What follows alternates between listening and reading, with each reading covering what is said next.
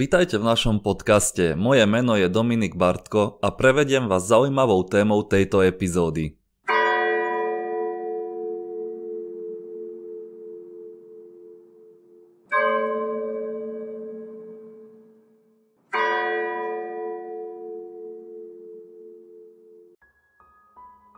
Digitálna smrť. Je možné žiadať vymazanie osobných údajov o zosnulej osobe? V dnešnej dobe produkujeme veľké množstvo dát na internete a v online priestore. V súvislosti s týmito dátami samozrejme produkujeme aj veľké množstvo osobných údajov, ktoré zdieľame na sociálnych sieťach ako Facebook, Instagram a podobne. Je preto nutné položiť si otázku, čo sa stane s našimi osobnými údajmi v online priestore po našej smrti? Má blízka osoba alebo dedič právo vziať do rúk digitálnu identitu zosnulej osoby a túto spravovať alebo uplatňovať práva podľa nariadenia GDPR? Ak áno, aký je postup? S istotou môžeme povedať, že nariadenie GDPR o osobných údajoch zosnulých nehovorí. Dokonca v recitáli 27 vylučuje tieto údaje z pôsobnosti nariadenia. Dáva však členským štátom možnosť takéto spracovanie osobných údajov upraviť národnými zákonmi. Mnohé štáty žiadny takýto zákon nevydali. Práva dotknutých osôb podľa GDPR teda neprechádzajú po smrti na ich dedičov a blízke osoby, avšak aktivujú sa tu iné mechanizmy ochrany podľa národných zákonov krajiny a stále platí paušálny zákaz spracovania osobných údajov. Úmrtím osoby fakticky zaniká aj čas možných právnych základov spracovania osobných údajov, nakoľko táto osoba už nemôže byť zmluvnou stranou. Sotva teda nájdeme prevádzkovateľov, ktorí by mohli z podobného spracovania osobných údajov profitovať. Najskôr si položme otázku, prečo je vlastne téma digitálnej smrti pre nás dôležitá? Každý deň vo svete zomrie približne 160 000 ľudí a približne 8 000 z nich má zriadené konto na Facebooku.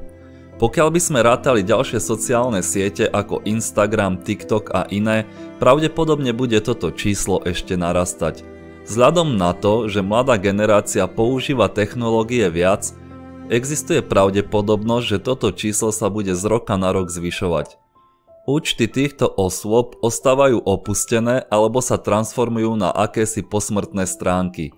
Tak ako uvažujeme nad možnosťou riadiť svoj život v online priestore počas života, je logické uvažovať nad tým, čo sa stane s našimi osobnými údajmi po našej smrti? Čo sa teda stane s profilmi zosnulých, ktoré sú dostupné na sociálnych sieťach? Aktuálne v prípade absencie žiadosti dedičov alebo príbuzných profil zosnulej osoby existuje naďalej.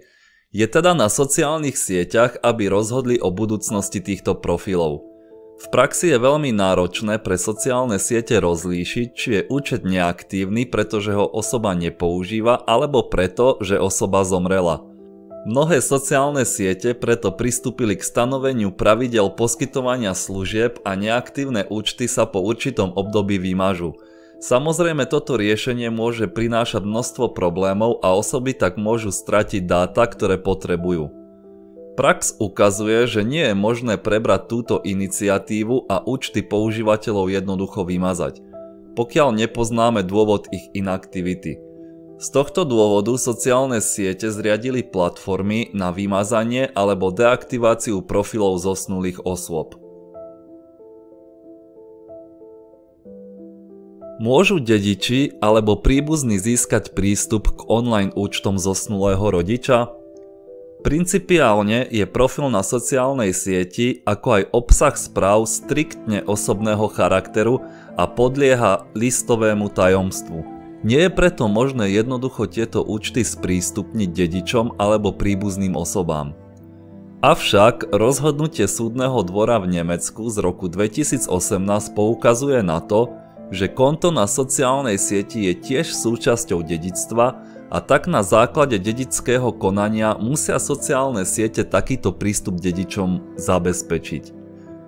Môžu dediči alebo príbuzní aktualizovať profil zosnulej osoby, aby informovali tretie osoby o jej úmrtí? Právo niektorých štátov predpokladá, že je možné, aby dediči žiadali od prevádzkovateľa takýto prístup pre aktualizáciu údajov. Je potrebné vždy overiť zákonnosť takéhoto konania v danom členskom štáte.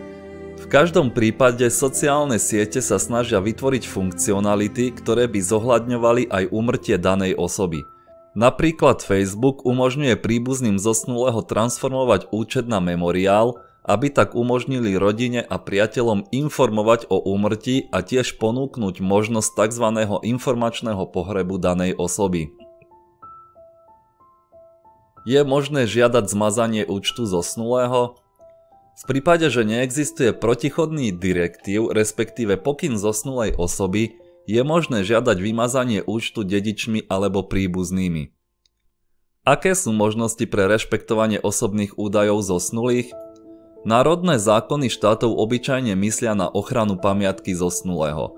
Pokiaľ sa nejaká osoba cíti negatívne dotknutá spracovaním osobných údajov blízkeho zosnulého, môže sa obrátiť na súdy a žiadať náhradu újmy, ktorú utrpela. Rovnako pozostali sa môžu obrátiť na súdy, ak spracovanie osobných údajov vzťahujúcich sa na zosnulú osobu spôsobuje zásah do pamiatky na túto osobu, reputácie alebo vážnosti tejto osoby alebo iný typ újmy. V popise nášho podcastu nájdete odkazy na formuláre rôznych sociálnych sietí, kde môžete nahlásiť úmrtie osoby a zahájiť tak proces informačnej digitálnej smrti. Ak máte nejaké otázky alebo témy, o ktorých by ste chceli počuť viac, neváhajte nám napísať. Ďakujeme za vypočutie.